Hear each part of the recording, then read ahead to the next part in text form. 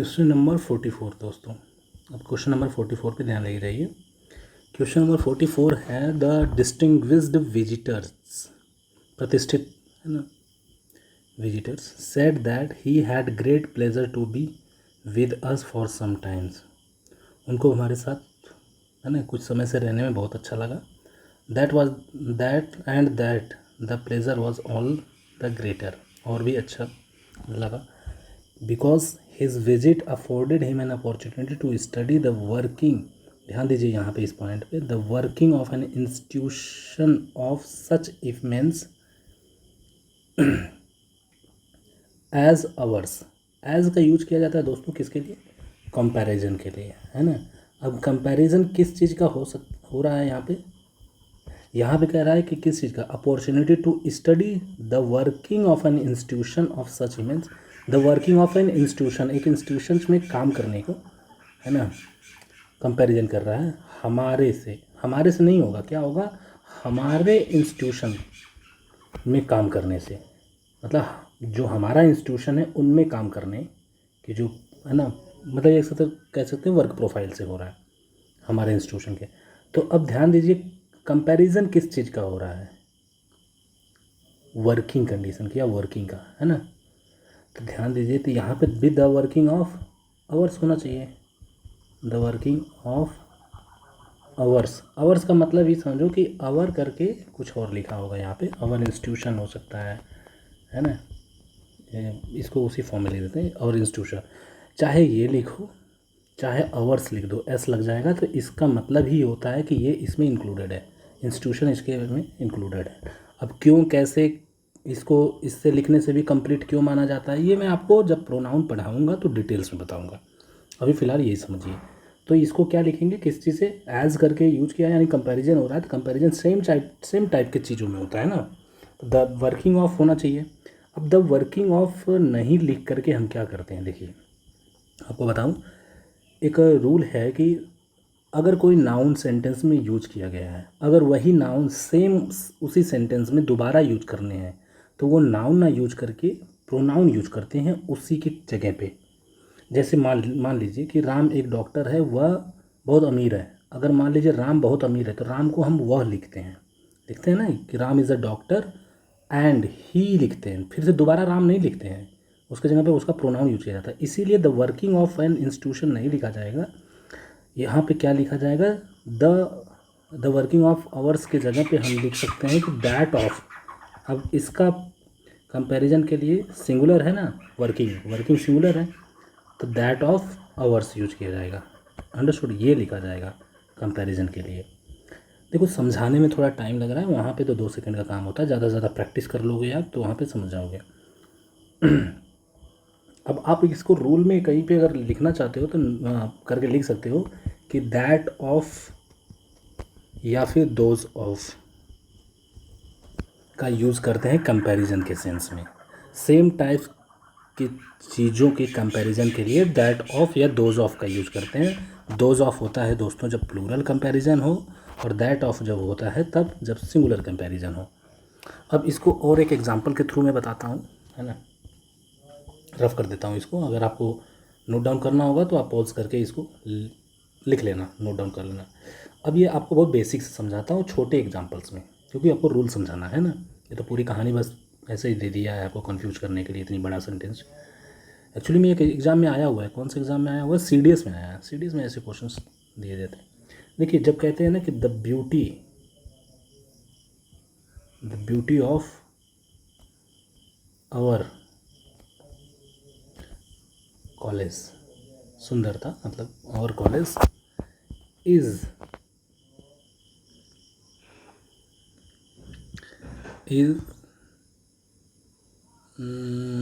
और क्या लिख सकते हैं? इज़ ग्रेटर, मान लीजिए ज़्यादा है, ग्रेटर दैन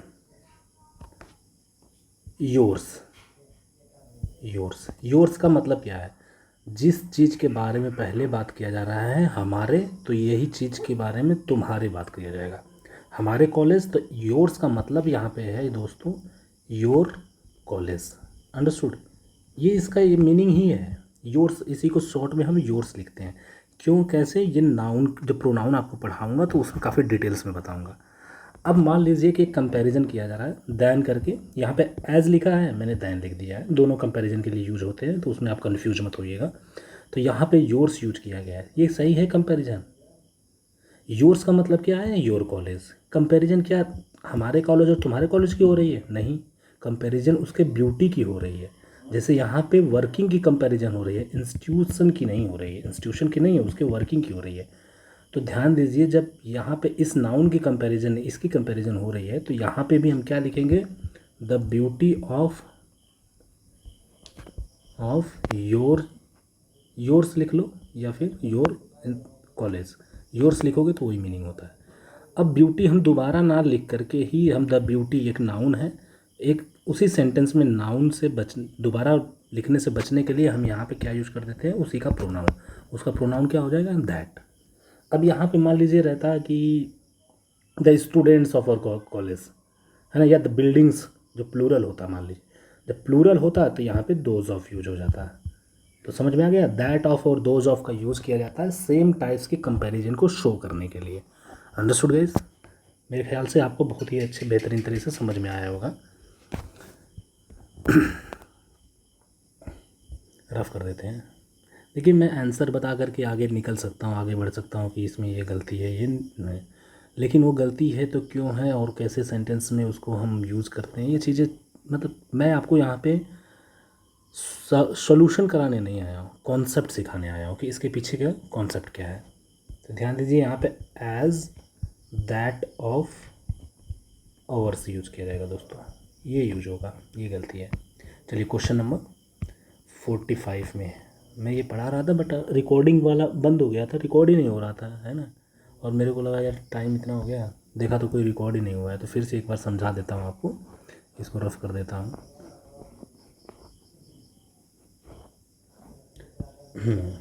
क्वेश्चन नंबर 45 दोस्तों, मैं 47 तक पढ़ा दिया था और रिकॉर्डिंग देखा तो रिकॉर्डिंग ही बंद है। देखिए question number 45, please convey my best wishes, मेरी विशेज़ भी उनको वापस भेज दीजिएगा, है ना, कृपया करके। Best wishes back to your parents, back use नहीं करेंगे, कन्वे के साथ बैक यूज़ नहीं किया जाता है। किसके किसके साथ, कन्वे हो या रिटर्न हो, रीइम्बर्स हो, है ना, इनके साथ बैक का यूज़ नहीं करना चाहिए। और इस तरह की गलतियाँ क्या क्या आ सकती हैं, ये मैं पूरे कंप्लीट बता देता हूँ। स्पाउस का मतलब क्या होता है, पति पत्नी, इसके मीनिंग में ऑलरेडी पति पत्नी है, तो इसके साथ कभी एग्ज़ाम में वाइफ आ जाए या हस्बैंड आ जाए, है ना, हस्बैंड, तो ये गलत होगा, क्योंकि उसका मीनिंग ही पति पत्नी होता है, तो उसके साथ हम ये नहीं लिख सकते। जैसे मान लीजिए Ram was filling the form in the bank and he has to mention the name of his spouse wife।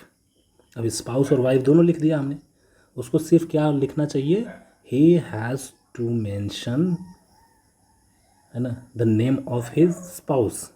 Spouse का मतलब ही हो गया वो अपनी पत्नी का नाम, तो उसके साथ वाइफ ही लिखना गलत होगा। ऐसे और भी कंसोर्ट वर्ड आता है, कंसोर्ट, कंसोर्ट के साथ भी वाइफ और हस्बैंड नहीं लिखा जाता है, क्योंकि इसकी मीनिंग यही होती है। अंडरस्टूड? कज़न के साथ ब्रदर सिस्टर यूज नहीं किया जाता है, सबको ही पता होगा, बहुत मल्टीपल टाइम्स हमने देख लिया होगा ये। और एग्ज़ाम में कभी भी क्वेश्चंस ध्यान दीजिए, एम्बिगुअस, एम्बिगुअस का मतलब होता है दोस्तों अस्पष्ट, अस्पष्ट, ए है ये एम्बिगुअस, अस्पष्ट, तो अनक्लियर इसके साथ यूज़ नहीं किया जाएगा, क्योंकि इसकी मीनिंग में ही ये है। या अनसर्टेन भी इसके साथ यूज़ नहीं किया जाएगा, क्योंकि ये इसके मीनिंग में ही है, अनसर्टेन, है ना, ये सब चीज़ें यूज नहीं किए जाएंगे। तो कहीं ना कहीं आपको एरर इस तरह से भी मिल सकते हैं जिसमें वोकैबलरी की गलती होगी। अंडरस्टूड? टीचिंग लाइन, जैसे कभी कभी एग्जाम्स में दे देता है teaching line, my brother is in teaching line, है ना, and his salary is very, है ना, मीगर, मीगर का मतलब कम। अंडरस्टूड? तो ध्यान रखिएगा, तो टीचिंग कोई लाइन नहीं होती, टीचिंग प्रोफेशन होती है। ऐसे क्वेश्चन एग्जाम में आए हुए हैं, तभी मैं आपको बता रहा हूँ। अंडरस्टूड? चलिए रफ कर देता हूँ। तो यहाँ पे बैक यूज नहीं करेंगे, बल्कि वहाँ पे कुछ यूज ही नहीं होगा। कन्वे का मतलब ये होता है उनको दे दीजिएगा, है ना, तो बैक यूज करने की कोई ज़रूरत नहीं है।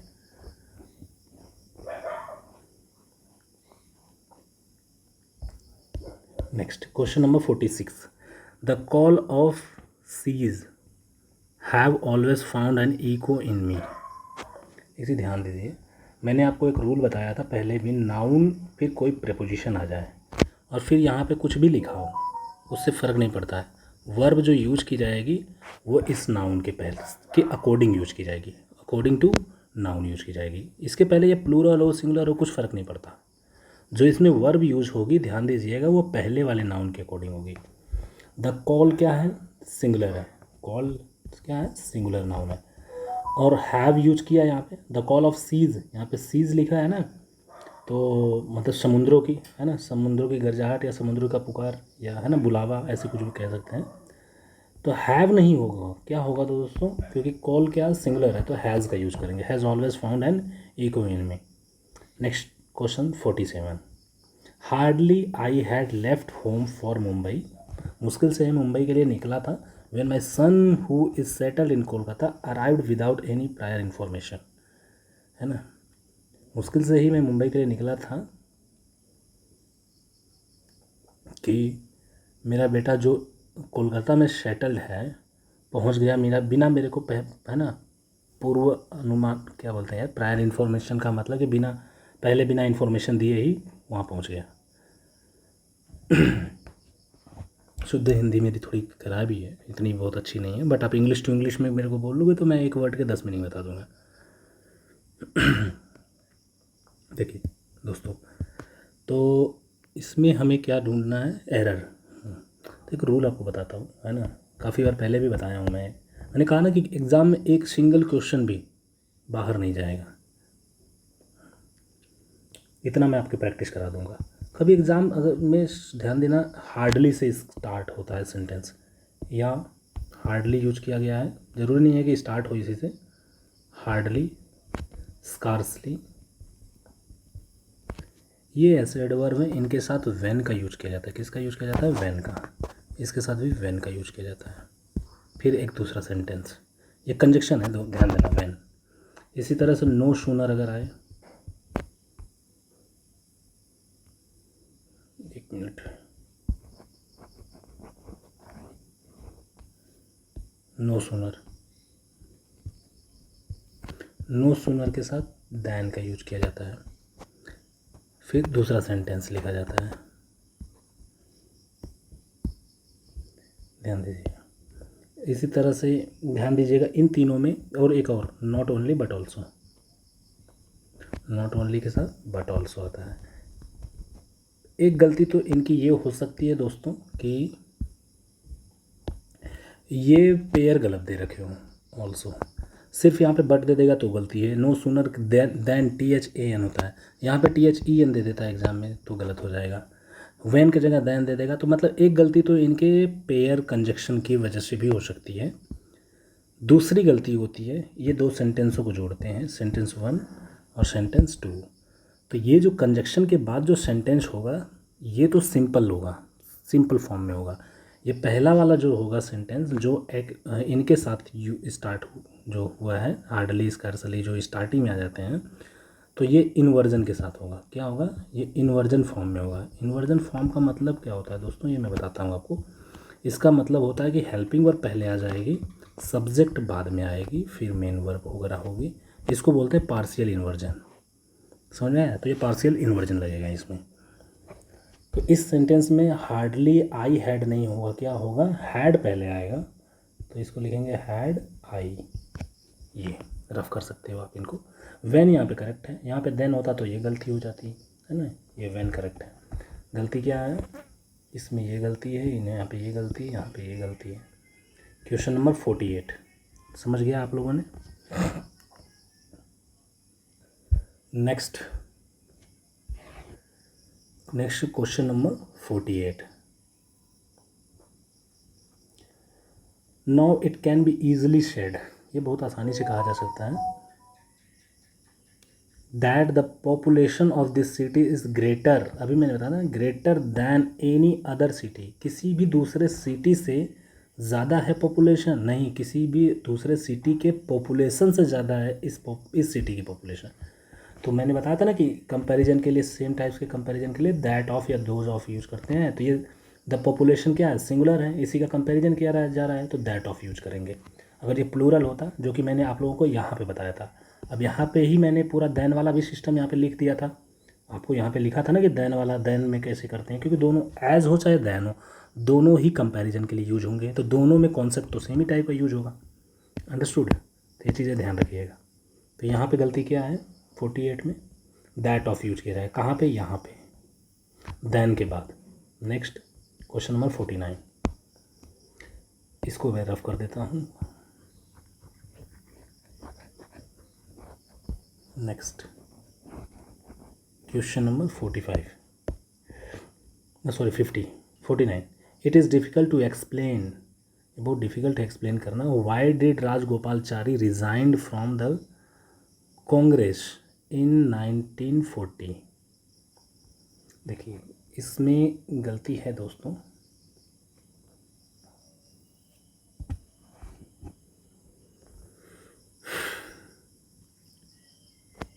शाइन के साथ तो प्रीपोजिशन नहीं आता है, रिज़ाइन के साथ फ्रॉम आता है।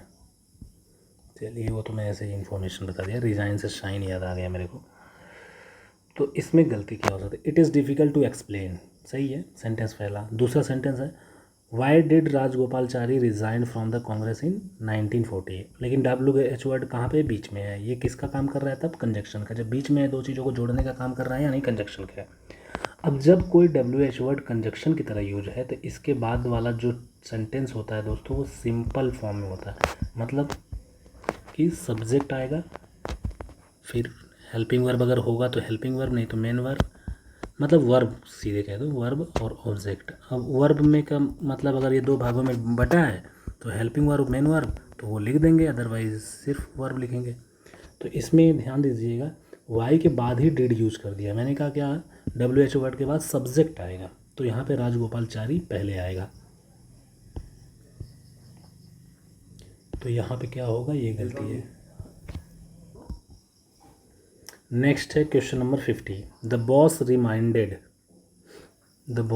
रिमाइंडेड, यहाँ पे देखिए वाई राजगोपालचारी, डिड हटा देंगे क्योंकि ये तो ऑलरेडी वर्ब की सेकंड फॉर्म लिखी है, यानी सिंपल पास्ट में है, टाइम पास्ट का दिया है इसलिए सिंपल पास्ट यूज किया है, tense. Question number 50, the boss reminded them of old saying, पुरानी कहावतों को याद दिलाया। That honesty was the best policy, honesty is the best policy, कहावत हमेशा प्रेजेंट टेंस में लिखी जाती है दोस्तों, यहीं पे गलती है। And told them that they had better be honest in their work, अच्छा हो वो अपने काम में ऑनेस्ट रहें, कहने का मतलब यही है। तो गलती यही है, आप लिख सकते हो कि यूनिवर्सल ट्रूथ जो है, या फिर कोई प्रोवर्ब है ना, किसी की वो है क्वालिटीज़ है, डेली रूटीन के बारे में बात किया जा रहा है, तो सिंपल प्रेजेंट यूज किया जाता है इसके लिए। अंडरस्टूड? तो the honesty is the best policy बोला जाता है, ये एक पुरानी कहावत है। Question number 51, Gulliver's travels are the most fascinating adventure story that I have ever read. अब ये क्या है दोस्तों, गुलिवर्स ट्रैवल्स जो है ये एक स्टोरी है, ये आगे बता ही दे रहा है, ये स्टोरी है एक, है ना, क्या है, फैसिनेटिंग एडवेंचर स्टोरी है, तो ये स्टोरी की एक नाम है बस ऐसे, तो ये समझो कि ये सिंगुलर है, दिखने में आपको प्लूरल लग रहा है लेकिन ये है सिंगुलर, तो यहाँ पे आर नहीं होगा, क्या होगा, इज होगा, क्योंकि वो एक स्टोरी है, that I have ever read. Next question number 52,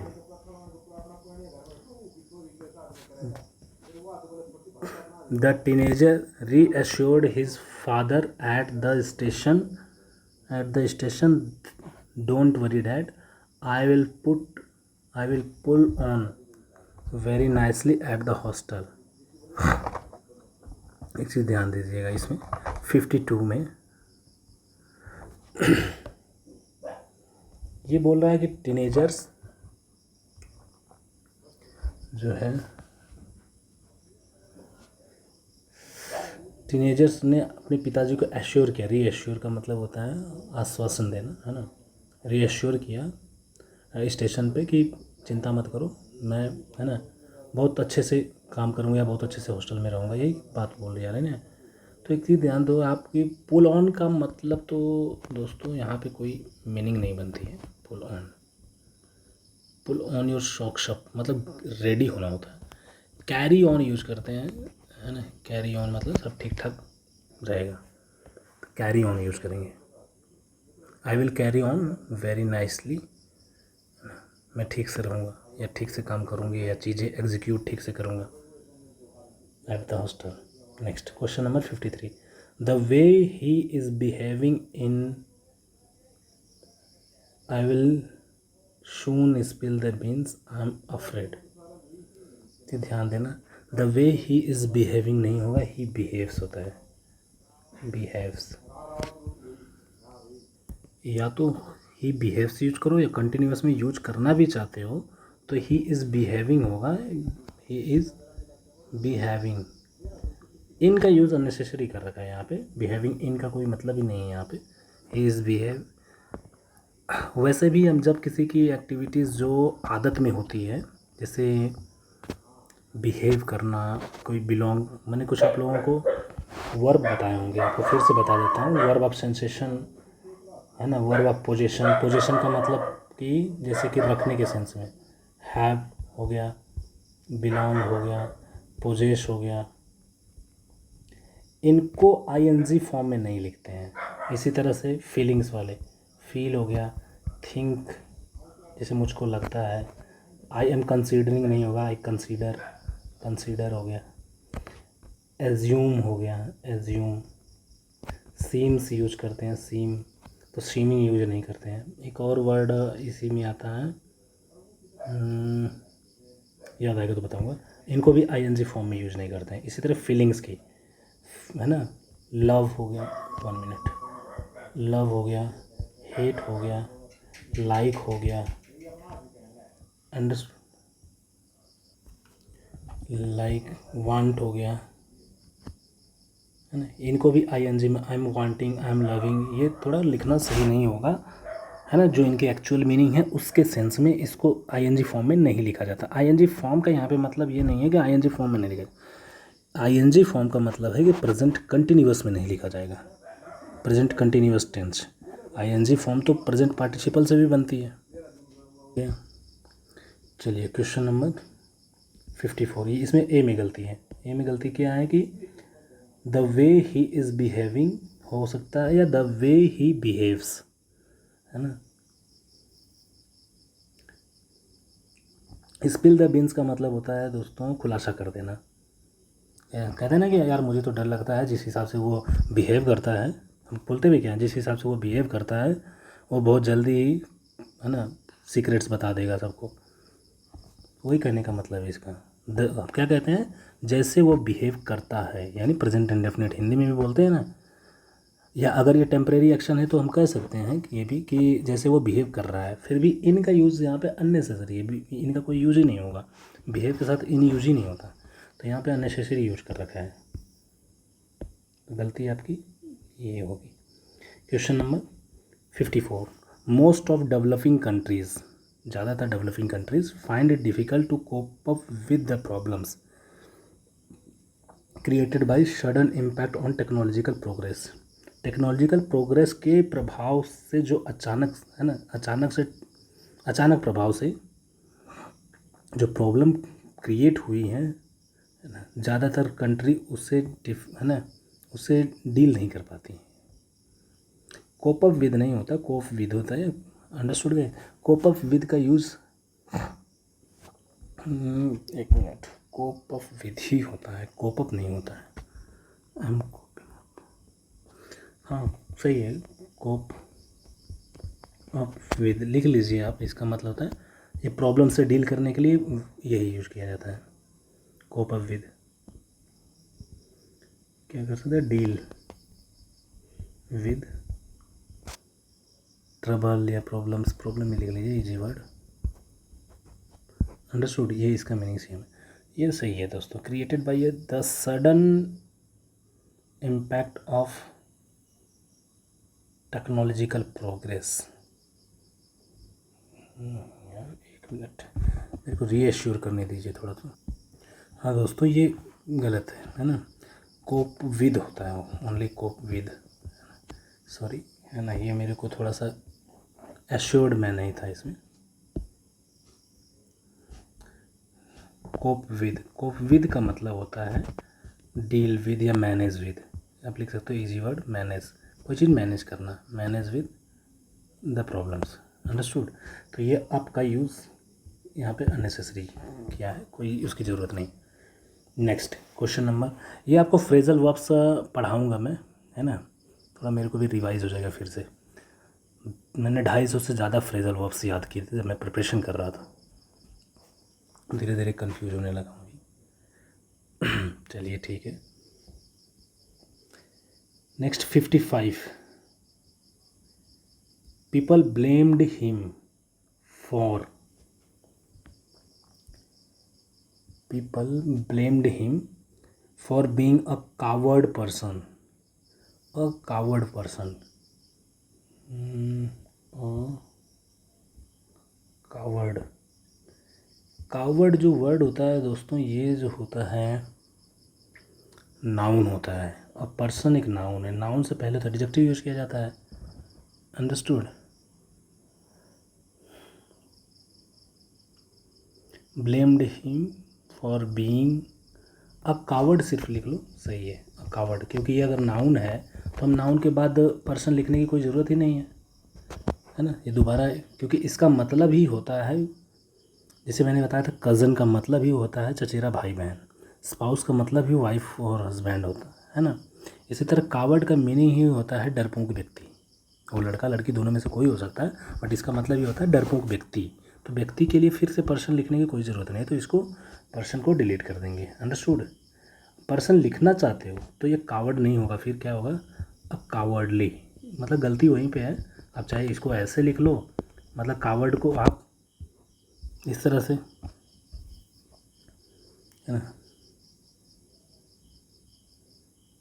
cowardly लिख करके एडजेक्टिव बना दो, फिर पर्सन लिखो, बात वही होगी। अ कावर्ड का मतलब यही होता है, अ कावर्डली पर्सन, अंडरस्टूड। ये सुनने में थोड़ा अटपटा लगेगा, लेकिन करेक्ट यही होता है कि कावर्ड जो होता है एक नाउन होता है, एक कंप्लीट नाउन होता है, जिसमें पर्सन या पीपल वगैरह, मैन वगैरह यूज नहीं करना चाहिए हमें।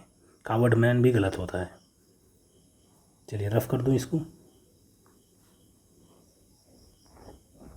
Next question number 56, question number 56, we swamp up, swam, swam है ना, swim, up to the drowning man, डूबते हुए आदमी को तक हम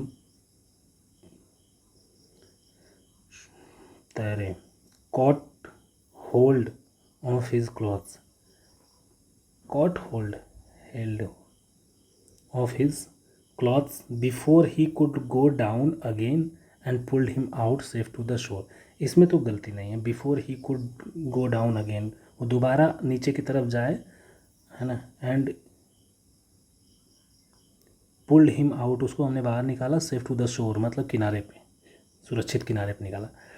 तो गलती इसमें we swamp up to the drowning man, मतलब डूबते हुए आदमी के पास हम तैर के गए, understood guys. Cot hold of his clothes, ये थोड़ा गलत मेरे को दिखने में ही लग रहा है। गॉट होल्ड यूज कर सकते हैं कि गॉट एक कॉजेटिव वर्ब्स होता है, गॉट होल्ड मजबूती से पकड़ना, है ना। गेट होल्ड होता है, गेट, लेकिन ये पास्ट की बातें कर रहा है, स्वैम्प यूज किया है, कुड यूज किया है पास्ट का, ये भी पास्ट का, तो उसी के गेट का गॉट यूज करेंगे। गेट होल्ड ऑफ समथिंग होता है दोस्तों, मजबूती से पकड़ना। Next question number 57, Meena was so tired, उतनी टायर्ड थी, that she could not hardly, अब नॉट और हार्डली दोनों एक साथ यूज़ कर दिया। Talk to the guest for a few minutes, few के साथ देखो हमेशा नाउन प्लूरल फॉर्म में लिखी जाती है, सही है ना। टॉक टू, टॉक के साथ टू करके समबडी लिखा जाता है, किस व्यक्ति से बात कर रहे हैं। टॉक विद और टॉक टू दोनों सही है। तो ध्यान दीजिएगा कि मैंने ये अभी काफ़ी बार आप लोगों को बता रखा है, hardly, scarcely, rarely, seldom, bare से बेयरली बनता है, नेवर, NEVER, नेवर। मतलब नेगेटिव ये होते हैं, ये नेगेटिव एडवर्ब होते हैं। कुछ नेगेटिव वो कंजक्शन ये होते हैं, अनटिल, अनलेस, लेस्ट, अंडरस्टूड। ये नेगेटिव कंजक्शन होते हैं। कुछ नेगेटिव वर्ब होते हैं जैसे रिफ्यूज़, फॉरबेड, प्रिवेंट या फिर डिनाई, ये नेगेटिव वर्ब होते हैं। रिफ्यूज़ है, आर है रिफ्यूज़। तो इन सब के साथ नॉट नहीं लगाते हैं, बस सीधे सीधे लिख लो, है ना। इनको याद कर लीजिएगा, इनके साथ नॉट का यूज़ नहीं किया जाता। शी कुड हार्डली होगा, नॉट का यूज यहाँ पे अननेसेसरी यूज किया है। यहाँ पे सिर्फ यहाँ पे नॉट हार्डली नहीं होगा, सिर्फ क्या होगा, हार्डली यूज किया जाएगा। Next question number 58। बहुत क्वेश्चन है इसमें। If I was knowing Y he was absent I would have informed you. I would have informed you, मैंने आप लोगों को इमेजिनरी सेंटेंसेस बताए थे कि इफ़ के साथ subject plus had plus verb की थर्ड फॉर्म होगी, तो दूसरे सेंटेंस में subject plus would have plus verb की थर्ड फॉर्म होगी। अगर पहले वाले सेंटेंस के साथ सब्जेक्ट प्लस वर्ब की सेकेंड फॉर्म है, तो दूसरे वाले सेंटेंस में भी सब्जेक्ट प्लस वुड हैव नहीं होगा, वुड प्लस वर्ब की थर्ड फॉर्म, हैव लिखेंगे नहीं, वर्ब की फर्स्ट फॉर्म होगी, वुड प्लस वर्ब की फर्स्ट फॉर्म। अगर पहले वाले सेंटेंस में सब्जेक्ट प्लस सिंपल प्रेजेंट मतलब वर्ब की फर्स्ट फॉर्म है, या इसके साथ, या वर्ब की फर्स्ट फॉर्म के साथ एस और ES हो, प्लीज़ सॉरी गाइस, अभी मैं करता हूँ कंटिन्यू। तो ये है दोस्तों, ये 3 कंडीशन होती है। अगर ये कंडीशन आती है कि सब्जेक्ट के साथ वर्ब के फर्स्ट फॉर्म एस और ES के साथ, या फिर सिर्फ फर्स्ट फॉर्म, तो दूसरे कॉमा करके दूसरा जो सेंटेंस लिखता है ये फ्यूचर में लिखा जाता है। फ्यूचर का मतलब कि विल शैल के साथ आएगा, विल और शैल के साथ, प्लस वर्ब की फर्स्ट फॉर्म आएगी, है ना। अगर हैव लग जाएगा तो वर्ब की थर्ड फॉर्म हो जाएगी। तो ध्यान दीजिए, ये 3 कंडीशंस होती हैं जनरली। चौथी कंडीशन एक और होती है, सब्जेक्ट के साथ यहाँ पे वर यूज कर दिया गया होता है, वर प्लस ऑब्जेक्ट या कम्प्लीमेंट रहता है ना।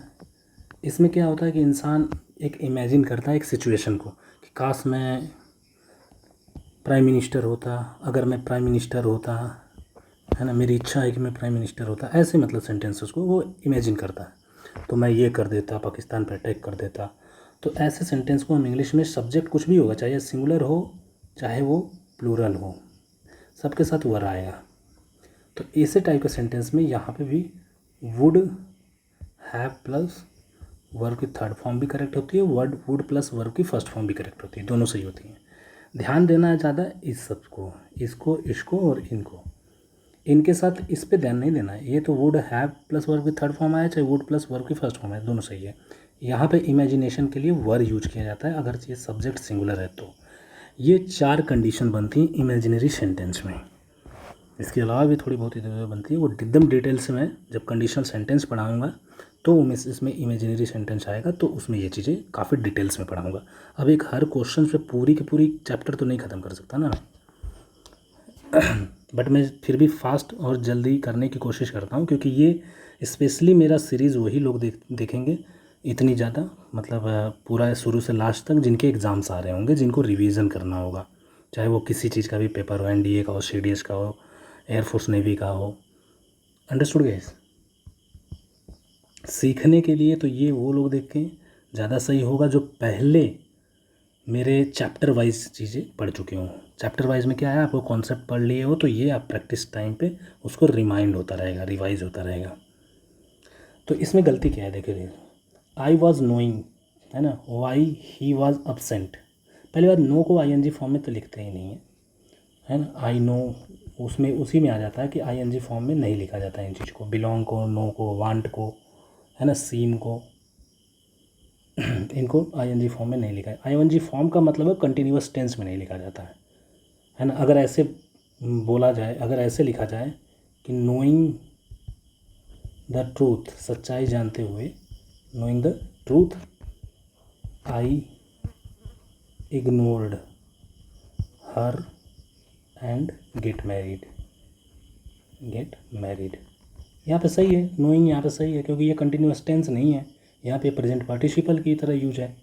तो मेरे कहने का मतलब है कि आईएनजी फॉर्म में, वर्ब की फर्स्ट फॉर्म के आईएनजी फॉर्म को कंटिन्यूअस टेंस में नहीं यूज करेंगे। कब? जब ये सब मैंने अभी बताया ना आप लोगों को, एक आगे इधर बताया था, हाँ ये बताया हूँ, इसको ये जो बताया हूँ इन सब वर्ब के साथ, इसमें नो को और इंक्लूड कर लूँ, मैंने शायद नो को नहीं लिख पाया था। Feel, no, think, consider, assume, seem, है ना, want, like, have, hate, love, possess, possess है PO, हैव, बिलोंग, इन सबको साथ आईएनजी फॉर्म में नहीं, आईएनजी फॉर्म में यूज करेंगे, कंटिन्यूअस टेंस में यूज नहीं करेंगे, मतलब प्रोग्रेसिव टेंस में। क्यों ऐसा होता है वो चीज़ें मैं डिटेल्स में आपको चैप्टर में पढ़ाऊँगा। चलिए तो रफ कर देता हूँ दोस्तों। तो ये क्या होगा, पास्ट में लिखना तो ज़रूरी है, और मैंने ये बताया था कि ये वुड हैव प्लस, यहाँ पे वुड हैव प्लस वर्ब आया है ना, ये वुड हैव प्लस वर्ब की थर्ड फॉर्म, तो यहाँ पे क्या लिखा जाएगा। अब ये कंडीशन कब होती है, वुड हैव प्लस वर्ब की थर्ड फॉर्म हैड वाले के साथ होती है, तो इसको हम लिखेंगे if I had known, KNOWN, known why he was absent, ये लिखा जाएगा यहाँ पे। Question number 59, he goes to office on foot होता है दोस्तों, पैदल, बाई फुट नहीं होता है, ऑन फुट। बाई प्लेन हो सकता है, बाई कार हो सकता है, लेकिन जब पैदल जाओगे तो आप ऑन फुट यूज करते हैं।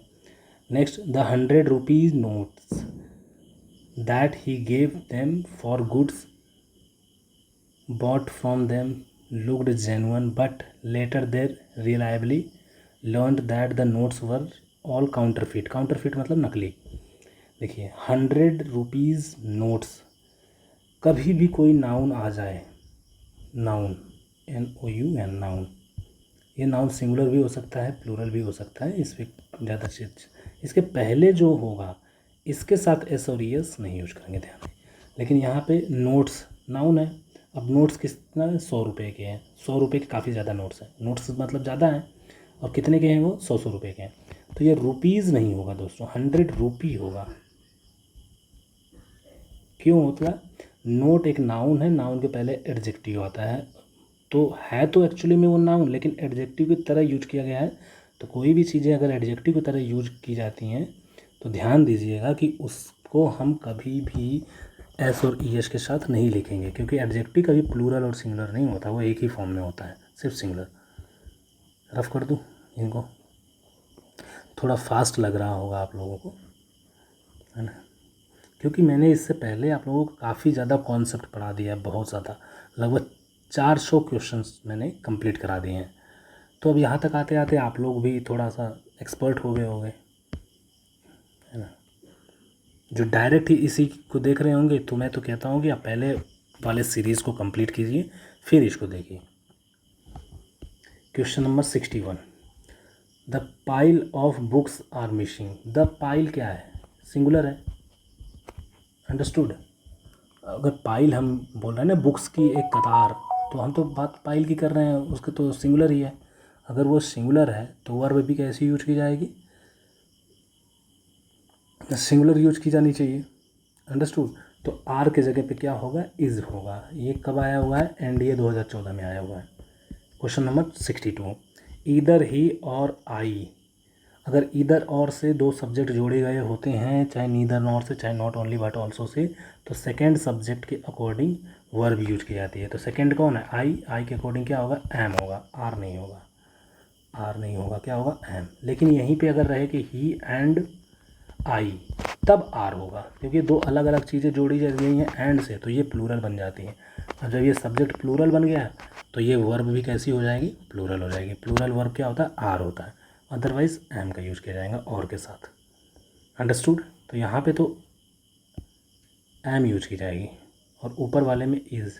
ये दोनों सेंटेंस किससे हो, वर्ब से रिलेटेड है, वर्ब से। अगर वर्ब अच्छे से पढ़े हो तो दोनों के दोनों क्वेश्चन आपके करेक्ट हो गए। Next, please tell him to do this, to do his work. Tell के साथ प्रीपोजिशन नहीं आता है महाराज, टेल के साथ हम सीधे सब ऑब्जेक्ट लिखते हैं। कोई व्यक्ति है तो हम कहते हैं I told him, I told the doctor about my problems, I told my mother what I want. Understood. तो टेल के साथ नो प्रीपोजिशन, टू का तो यूज ही नहीं करेंगे। टेल के साथ, एडवाइस के साथ, ऑर्डर के साथ, अंडरस्टूड, इनके साथ हम नहीं यूज करेंगे। Next, though he is good he is mischievous. हालांकि वह कैसा अच्छा है लेकिन वो शरारती है। अब अच्छा और शरारती दोनों हैं, अंडरस्टूड। तो दो के साथ तो करेक्ट ही है, अंडरस्टूड। बट दो जब सेंटेंस में स्टार्ट करते हैं और यहाँ पे कॉमा भी नहीं लगा है, ध्यान दीजिए, तो यहाँ पे कोई कॉमा है नहीं। तो जब भी दो के साथ कॉमा नहीं आता है, दो हो चाहे ऑल दो हो, ऑल दो के साथ भी यही रूल अप्लीकेबल हुआ। तो एक सेंटेंस मान लीजिए ऑल दो के साथ एक सेंटेंस लिखेंगे, फिर कॉमा लगा करके दूसरा सेंटेंस लिखेंगे, ये तब तो सही होगा। अगर कॉमा नहीं लगाया है दूसरे सेंटेंस से पहले तो येट यूज करेंगे। तो यहाँ पे कोई कॉमा नहीं लगा है तो यहाँ पे क्या होगा, येट का यूज़ कहाँ पे किया जाएगा, यहाँ पे। जो दूसरा सेंटेंस स्टार्ट होता है ही से, उसके पहले येट का यूज करेंगे। Though he is good yet he is mischievous. हालांकि वो अच्छा है तभी भी क्या है, वो बहुत ज़्यादा शरारती है। क्वेश्चन नंबर 65, शैतान टाइप का। The thief hit me, thief ने मुझे हिट किया, सडनली एंड हार्डली। हार्डली नहीं होगा दोस्तों, हार्ड होगा। हार्डली का मतलब एकदम होता है ना के बराबर, या नेगेटिव है। तो पॉजिटिव जो होता है कि मतलब बहुत तेज़ से हिट किया, तो हार्ड, ही हिट मी हार्ड, अंडरस्टूड। ये एडवर्ब यूज किया जाएगा, है ना। ये नेगेटिव एडवर्ब है, इसका मतलब होता है ना के बराबर। अगर ये कहता है कि ही हिट मी हार्डली, तो मतलब कि वो मेरे को बहुत ही धीरे से हिट किया, अंडरस्टूड। और तेज़ से हिट किया तो हार्ड यूज करेंगे। Question number 66, the number of books in our library is less. इसी ध्यान दीजिएगा आप, द नंबर ऑफ और अ नंबर ऑफ में अगर सेंटेंस में द नंबर ऑफ आ जाए तो ये होता है सब्जेक्ट को सिंगुलर बनाता है, तो वर्ब भी कैसी हो जाएगी, सिंगुलर होगी, ध्यान दीजिएगा। और अ नंबर ऑफ करके होता है, अ नंबर ऑफ, तो ये सब, ये क्या होता है, ये प्लूरल कंसिडर किया जाता है, तो वर्ब भी कैसी आएगी, प्लूरल आएगी। तो अब देख लीजिए, द नंबर आया है, ये है सिंगुलर, तो यहाँ पे इज़ आया है तो करेक्ट है, नो एरर, गलत। एनडीए में आए हुए क्वेश्चन हैं ये।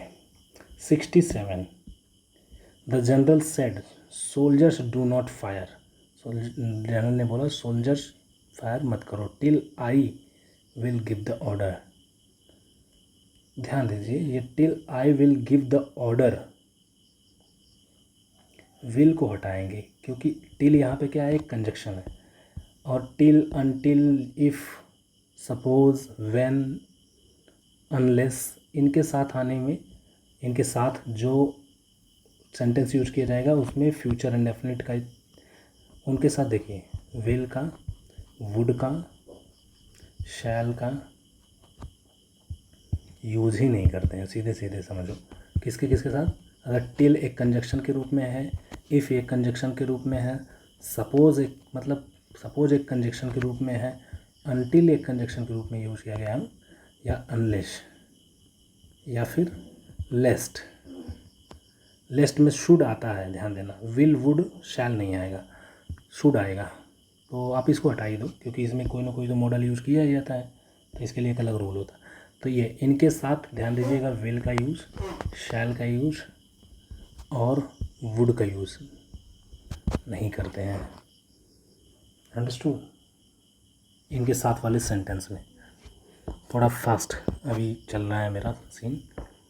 Next 68, neither of the candidates are good नहीं होगा दोस्तों, क्या होगा, is good. Neither either, each, every, any one, anybody, someone, somebody, none, no one, इनके सब साथ सिंगुलर वर्ब आती है। अब जो मैंने बोला है वो आप नोट डाउन कर लीजिए अपने नोट्स में। क्वेश्चन नंबर, क्योंकि इसके पहले मैंने काफ़ी बार ये लिख दिया है तो ये आपको याद हो जाना चाहिए अब तक। The machine is more efficient then any other equipments. Any other equipment, आप लोगों को नाउन एक बार मैं पढ़ाया था कुछ क्वेश्चन सॉल्व कराते टाइम पे, तो उसमें इक्विपमेंट के बारे में बताया था कि इसके साथ एस नहीं लगता है इन द वर्कशॉप, तो यही गलती है, एस लगाया है ना यहाँ पे। कहला मशीन किसी भी इक्विपमेंट है ना, किसी भी दूसरे इक्विपमेंट से क्या होती है, एफिशिएंट होती है, ज़्यादा एफिशिएंट होती है, प्रभाव कुशल। तो बता देता हूँ कौन कौन से वर्ड के साथ एडवाइस वो एस और एस नहीं लगता है। एडवाइस के साथ इंफॉर्मेशन, थोड़ा फास्ट ही लिख रहा हूँ मैं, information, furniture, poetry, scenery, luggage, baggage लिखने की ज़रूरत नहीं है, एविडेंस, एविडेंसेस नहीं होगा, इक्विपमेंट्स नहीं होगा, इक्विपमेंट, अंडरस्टूड, ये होंगे। इनके अलावा भी और हैं बट सबसे ज़्यादा एग्ज़ाम्स में आए हैं। फिल्थ, फिल्थ का मतलब गंदगी, फिल्थ भी। वाटर वगैरह तो पता ही है आपको, जिनको काउंट ही नहीं कर सकते हैं उनको तो है ही, ये तो वो है मतलब जिसमें आप कंफ्यूज हो। इनके साथ एस या ई एस का यूज़ नहीं करेंगे। चलिए तो कहाँ तक हो गया, 69 तक। 70, question number 70। The tin deposits in that area, जो टीन उस एरिया में इकट्ठा हो रखी है, would probably be exhausted in to near future. Would probably exhausted in to the near future नहीं होगा, इन द नियर फ्यूचर है ना, इन टू गलत है दोस्तों। अब आपको खुद दिख ही नहीं रहा होगा तो इसलिए कहाँ से समझ में आएगा, ये सेंटेंस पूरा देखिए पहले, है ना। Exhausted in the near future होगा दोस्तों, इन टू का यूज़ गलत है, गलत प्रीपोजिशन यूज़ की गई है। अब ये कंप्लीट हुआ आपका एक्सरसाइज नंबर 14 नंबर जो है वो काफ़ी लंबा है, 70 क्वेश्चन है सब में वैसे 40, तो इसलिए 14 नंबर में आपको मैंने जब इंटरनेट पे यूट्यूब पे डालूँगा इसको तो 14 को कुछ भागों में तोड़ तोड़ करके डाल दूँगा, है ना। चलिए क्वेश्चन एक्सरसाइज नंबर ओ यानी पार्ट नंबर 15, अंडरस्टूड। ये IBPS क्लर्क 2011 का क्वेश्चन पेपर है। अब इसमें टोटल क्वेश्चन जो होंगे दोस्तों, ये लास्ट ही है आई थिंक, 80 क्वेश्चन हैं, 80 क्वेश्चन हैं।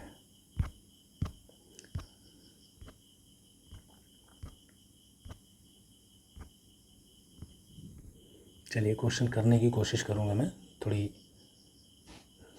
जल्दी ही अगर होंगे तो काफ़ी बेहतर होगा। 1 मिनट, 21, 29, 30, अच्छा पी है यहाँ से, ये 30 तक कर लेता हूँ, फिर मैं आगे मैं दूसरे में डालूँगा।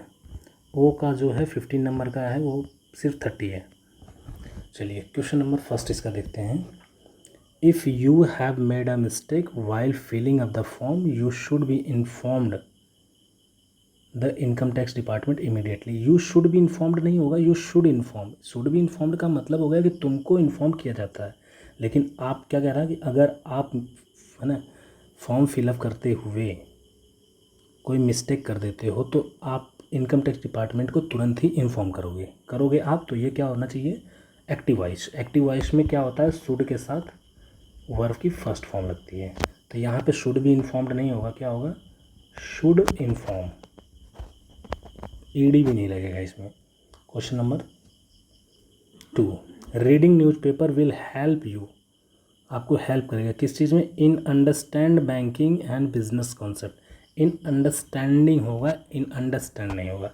किसी भी प्रीपोजिशन के बाद ध्यान दीजिएगा, रूल में बता देता हूँ, प्रीपोजिशन के बाद वर्ब की फर्स्ट फॉर्म के साथ ING लगती है, सिर्फ टू को छोड़ के, टू के साथ वर्ब की फर्स्ट फॉर्म लगती है, और टू के अलावा कोई प्रीपोजिशन है, चाहे इन हो चाहे ऑफ हो, तो यहाँ पे क्या लगेगा, इन अंडरस्टैंड नहीं होगा, अंडरस्टैंडिंग होगा। यहाँ पे लिख देता हूँ अंडरस्टैंडिंग,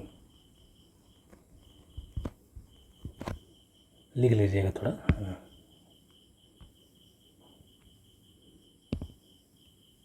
चलिए question number 3, government department should share information with one another so that they records are up to date. They records नहीं, दियर रिकॉर्ड्स, उनका रिकॉर्ड।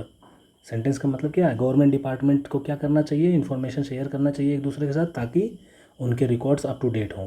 उनके रिकॉर्ड का इंग्लिश होगी दोस्तों THEIR, दियर रिकॉर्ड्स। बहुत आसान आसान इसमें बैंकिंग में पूछेंगे question, their records. Question number 4, the bank will decide, bank decide करेगा, unless Ashok is eligible for a loan based on his monthly salary. Unless Ashok is eligible, eligible के साथ फॉर अ लोन, बेस्ड के साथ on आता है, his monthly, based on his monthly salary. ये तो सही है, अनलेस में ही गलती होगी।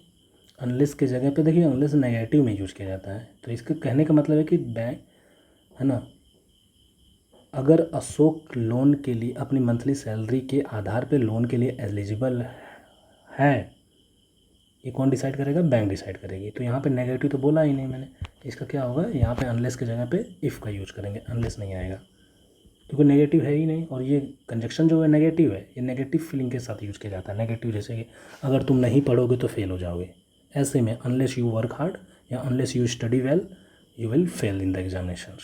Understood guys. Next question number 5, the power supply in many states has been badly affected, बहुत बुरे तरह से अफेक्ट है, प्रभावित है, because of the shortage of coal, because of the shortage of coal. देखिए ध्यान दीजिए, पावर सप्लाइंग नहीं होता, पावर सप्लाई होता है दोस्तों, ये नाउन यूज़ करनी चाहिए। सप्लाई जो वर्ड है वो क्या है, ये ऑलरेडी नाउन है ना, supply of the power, power supply, गलत यूज कर दिया है ING लगा के। नेक्स्ट देखो, ING उनके साथ लगाने की ज़रूरत होती है जो सिर्फ वर्ब होते हैं, जैसे कि अगर मतलब कहता हूँ राइट, राइट एक वर्ब ही है, तो राइटिंग इसके लिए यूज करेंगे, तो ये क्या हो जाएगा ING। तो ING से क्या बनता है, ये जिरंड बना सकते हैं हम इसको, जिरंड एक तरह का नाउन है। लेकिन जो ऑलरेडी, जैसे कि मान लीजिए कोई नाउन है, ईजी वाला नाउन ले लेता हूँ, बुक, बुक क्या एक नाउन है, सप्लाई जैसे नाउन है ना, जैसे बुक का नाउन है। अब बुकिंग किताब के सेंस में थोड़ी यूज किया जाता है, नहीं यूज किया जाता है।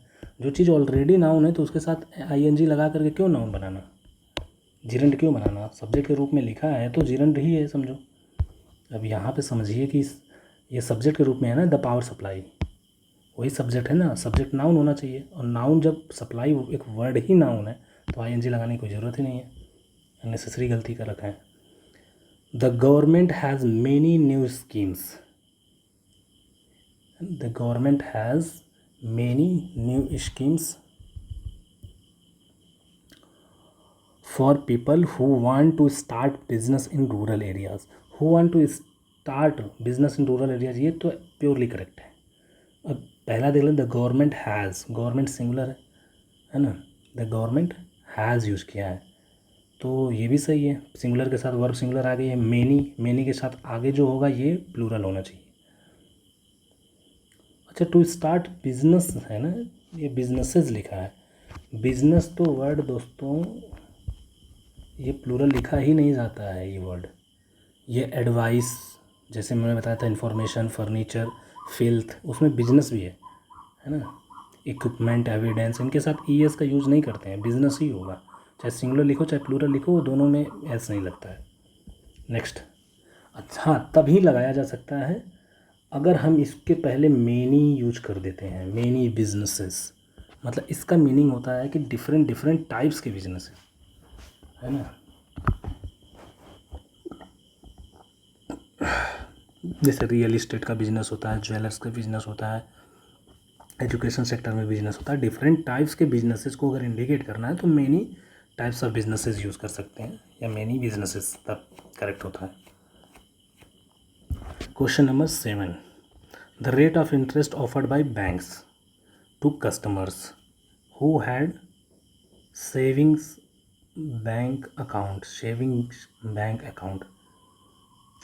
was decided by RBI early। बहुत गलती है, सी में ही गलती है वैसे, क्वेश्चन नंबर 7 में सी में गलती। कह रहा है कि the rate of interest offered by banks, बैंकों के द्वारा जो रेट ऑफ इंटरेस्ट ऑफर किया जाता है कस्टमर को, है ना, जो जिनके पास सेविंग बैंक अकाउंट है, अब ये क्या कहा जा रहा है, जिनके पास सेविंग बैंक अकाउंट है, समझ में आया? तो यहाँ पे हैड के जगह पे हैव यूज किया जाना चाहिए प्रेजेंट में, है ना, पोजीशन की बात कर रहा है ना कि आपके पास ये चीज़ है कि नहीं है। तो ये प्रेजेंट इंडेफिनिट यूज करेंगे। हम बोलते भी क्या है, do you have saving bank account. To provide more such facility, ऐसी और तरह की फैसिलिटी प्रोवाइड करना टू इट्स वर्कर, इनके वर्कर्स के लिए। चीज़ ध्यान देना, फैसिलिटीज, सच फैसिलिटीज इज, अच्छा, workers, the company is planning to build schools parks in the township. To provide more है ना, मोर, मेनी का मोर होता है दोस्तों। 1 मिनट दोस्तों, जस्ट अ मिनट। देखिए, मेनी का ही तो मोर यूज किया है, सच फैसिलिटीज़, ऐसी फैसिलिटी के बारे में। तो मेनी के साथ अगर हम मान लीजिए फैसिलिटी यूज करते हैं तो ये क्या होता, फैसिलिटीज़ होता ना, प्लूरल होता, क्योंकि मेनी तो प्लूरल है। तो इसी तरह से कहते हैं और अधिक फैसिलिटीज़, तो यहाँ पे फैसिलिटी यूज़ नहीं करेंगे, क्या यूज़ करेंगे, फैसिलिटीज़ यूज़ करेंगे। Sorry spelling.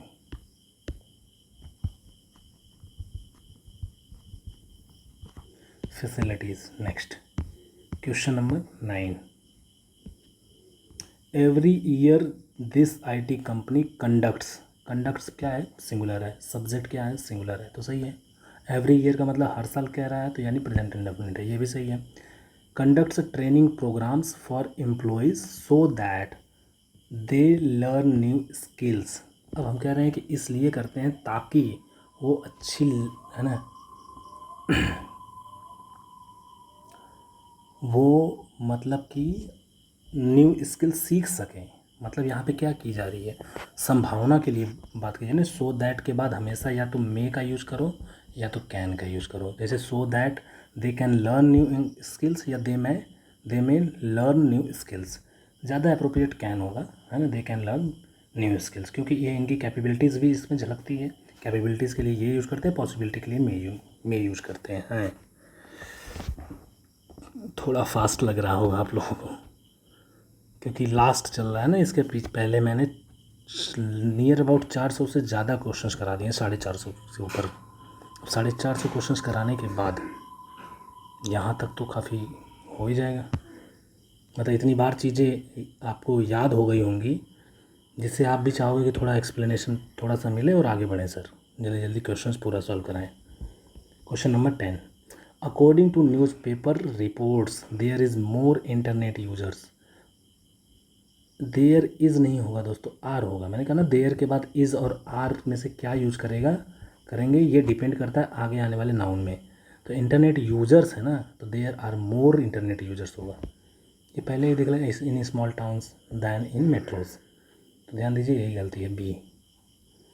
तो ये हो गया IBPS क्लर्क का 2011 का एक पेपर, दूसरा पेपर यहाँ से। The cost of constructing houses are increased because of high price of cement. देखिए, कॉस्ट बढ़ रही है, कॉस्ट क्या है, सिंगुलर है, नाउन है ना, सिंगुलर, तो आर क्या है, प्लूरल है, इसकी जगह पे क्या होगा, इज होगा, क्योंकि जब नाउन सब्जेक्ट ही सिंगुलर है तो वर्ब भी सिंगुलर होगी। सिंपल से, ये मैंने पहले भी बता रखा है आप लोगों को, कम से कम 10 बार ये तो कॉन्सेप्ट रिपीट हो चुका होगा अब तक, जब से पूरा स्टार्ट ये सीरीज़ हुई है।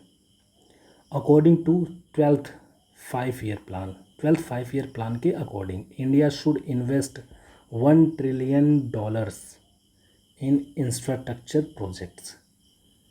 12th प्रोजेक्ट होगा, प्रोजेक्ट्स नहीं, ये सिंगुलर यूज किया जाता है, ये प्लूरल नहीं यूज किया जाएगा। लिख देता हूँ यहाँ पे, project. To increase the selling of products in rural areas the company will hire over 500 trainees. Over 500 के बाद ट्रेनीज, 500 क्या प्लूरल है, ट्रेनीज प्लूरल है, यानी ये पार्ट तो सही है। The company will hire, company hire करेगी, ये भी पार्ट सही है। To increase the selling of products in rural area, selling नहीं, टू इंक्रीज द सेल होगा। आप भी यूज़ क्या करते हैं, सेल्स यूज़ करते हैं ना। सेलिंग तो वर्ब है, यहाँ पे तो नाउन की ज़रूरत है। इंक्रीज़ कर रहा है तो क्या चीज़ इंक्रीज़ कर रहा है, अगर उसका नाउन है तो नाउन लिखिए। नेक्स्ट, सेलिंग वर्ब है, उसके साथ आईएनजी लगता है लेकिन वर्ब की जगह पे। अब सेल्स क्या है, नाउन है। Next question number 14, we have spent most of the profits that we earn last year on purchasing new computers. देखो, that we learn last year, पिछले साल अगर हमने अर्न किया तो पिछले साल अर्न किया तो अर्न नहीं होगा ना दोस्तों, पास्ट इंडेफिनिट यूज़ किया जाएगा क्योंकि पास्ट की बातें की जा रही हैं, अर्नड होगा। अंडरस्टूड। तो 14 नंबर, अर्नड और अर्नड दोनों करेक्ट होता है, आप कोई भी यूज़ कर सकते हैं, है ना। Question number 15, the government has promised, government singular है, हैज़ आया, फिर वर्ब की थर्ड फॉर्म आई है, सही है। Promised to revise the pension scheme for bank staff since next year, अगले साल से। अंडरस्टूड। ध्यान दीजिए, हम सिंस का यूज़ पॉइंट ऑफ टाइम के लिए करते हैं। फ्रॉम नेक्स्ट ईयर या फॉर नेक्स्ट ईयर, अगले साल के लिए यूज़ कर सकते हैं, फॉर यूज़ कर सकते हैं, फ्रॉम का यूज़ कर सकते हैं, लेकिन सिंस यूज़ नहीं करेंगे। सिंस हमेशा पास्ट के लिए यूज़ किया जाता है, जैसे पास्ट से चीज़ें स्टार्ट हुई हों, जैसे सिंस मॉर्निंग मतलब कि सुबह से, मतलब सुबह क्या है, आज इस समय हूँ मैं, तो इससे पहले की कंडीशन के लिए, टाइम के लिए सिंस यूज़ किया जाता है, ध्यान दीजिएगा।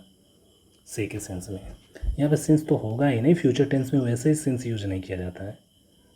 Next question number 16, if a software company क्या है, सिंगुलर है, सेंड्स सिंगुलर है, इट्स सिंगुलर है, सही है ये। Employees, its employees abroad, sends its employees abroad, विदेश भेजता है। To work for a foreign client, एक फॉरेन क्लाइंट के लिए काम करने। दे पेज, दे का क्या है, प्लूरल है दोस्तों। अब पे जो वर्ड होता है, पेज, पेज ये सिंगुलर होता है। अब सब्जेक्ट जब ये प्लूरल है तो इसको क्या होना चाहिए, पे होना चाहिए। दे pay them a daily allowance, समझ में आया? तो यहाँ पे क्या यूज करना चाहिए, पे, पेज नहीं होना चाहिए। प्रेजेंट इंडेफिनिट आपने पढ़ा होगा। अब चीज़ें देखो इतनी बार हो गई कि आपको थोड़ा फटाफट याद आए। Question number 17, as per RBI guidelines a bank account in which there is no transaction, transactions है ना, प्लूरल है, या तो इज़ को हटाओ या फिर नो ट्रांजेक्शन्स नहीं होगा, ट्रांजेक्शन होगा। For 2 years is a dormant account, no transaction होगा दोस्तों, नो के साथ हम सिंगुलर यूज करेंगे, ट्रांजेक्शन, है ना, ये यूज किया जाएगा। गलती यहीं पे है, आगे भी सिंगुलर यूज़ किया है, तो ध्यान दीजिए कि अगला नाउन सिंगुलर होगा तभी तो वर्ब सिंगुलर यूज़ किया गया है। और वैसे भी नो बॉय है ना, there was no student in the classroom, no student, students नहीं यूज करते हैं। जब कोई है ही नहीं तो वो प्लूरल कैसे हो सकता है, आप खुद भी दिमाग लगाओ, है ना। नो लगाने का मतलब ही कि एक भी नहीं है, तो प्लूरल लिखना ही गलत है उसके साथ। Farmers can get loans, easily get loans, है ना। Farmers can easily get loans होना चाहिए, ईजी नहीं होता। ईजी क्या होता है, एक एडवर्ब होता है, सॉरी एडजेक्टिव होता है, ज़रूरत हमें क्या है, एडवर्ब की, तो ये गलत यहीं पे पकड़ा गया। Farmers can easily get loans under the Kisan credit card scheme which was launched by RBI, ये गलती है।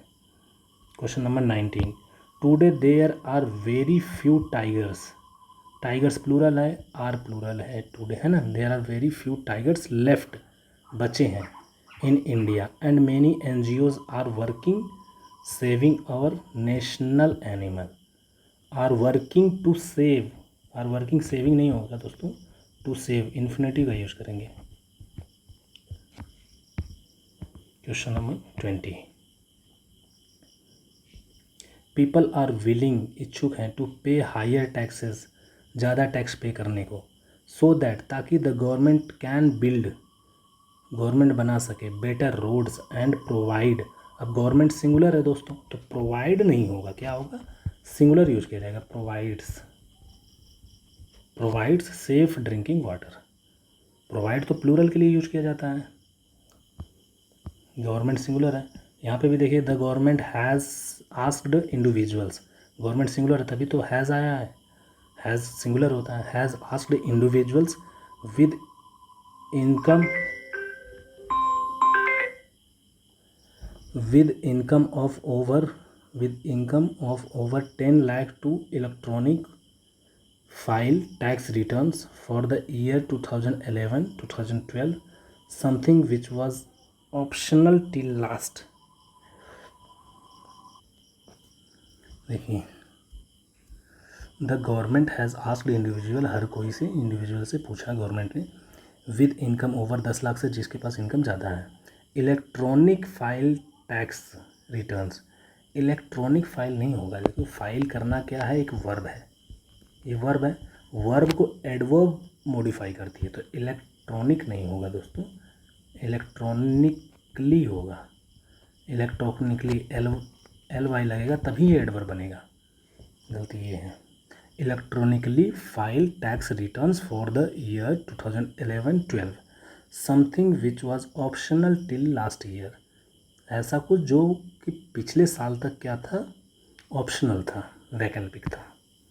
क्वेश्चन नंबर 22 दोस्तों, the power tariff has already been increased twice, power tariff already 2 बार है ना, 2 गुना बढ़ाया जा चुका है, इन द लास्ट 15 मंथ्स, पिछले 15 महीनों में, 15 मंथ्स है ना, प्लूरल है, सही है।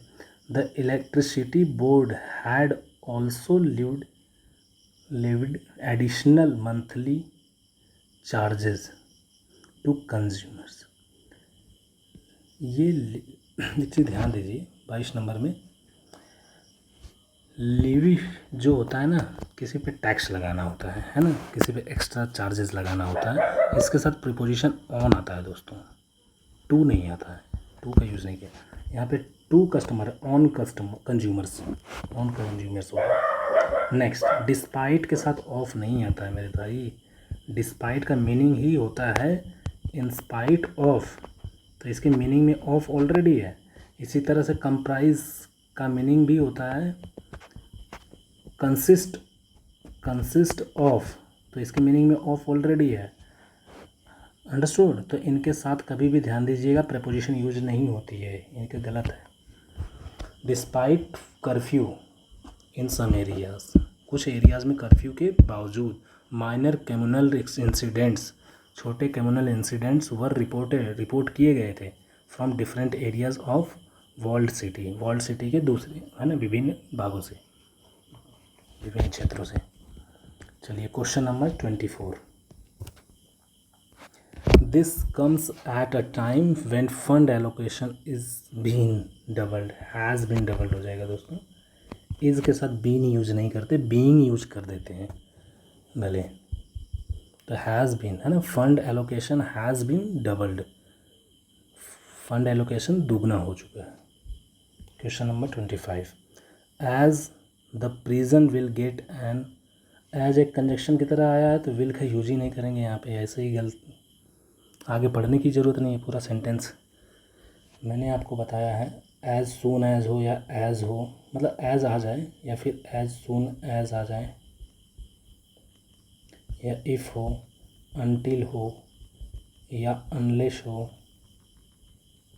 लेस्ट हो, व्हेन का यूज़ किया गया हो, या फिर व्हाट का यूज़ भी कर रहे हैं कंजक्शंस के तौर पे, और भी कुछ कंजक्शंस ऐसे प्रोवाइडेड का यूज़ कर देते हैं, प्रोवाइडेड है ना, इनके साथ कभी भी ध्यान दीजिए विल शैल का यूज़ नहीं करते हैं, वुड का भी यूज़ नहीं करते हैं,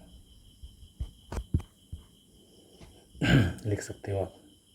एज द प्रिजन, अब विल नहीं आएगा तो ये सिंगुलर होगा, गेट्स, क्योंकि प्रेजेंट इंडेफिनिट बन जाएगा ना, प्रिजन क्या है, सिंगुलर है, तो ये सिंगुलर हो जाएगा। Gets an official telephone facility soon, जेल को ऑफिशियल टेलीफोन फैसिलिटी जल्द ही मिलेगी, है ना। ये द प्रिजनर्स, जो कैदी हैं, will not have to make calls in the discreet manner, छुप करके उनको बात करने की ज़रूरत नहीं पड़ेगी।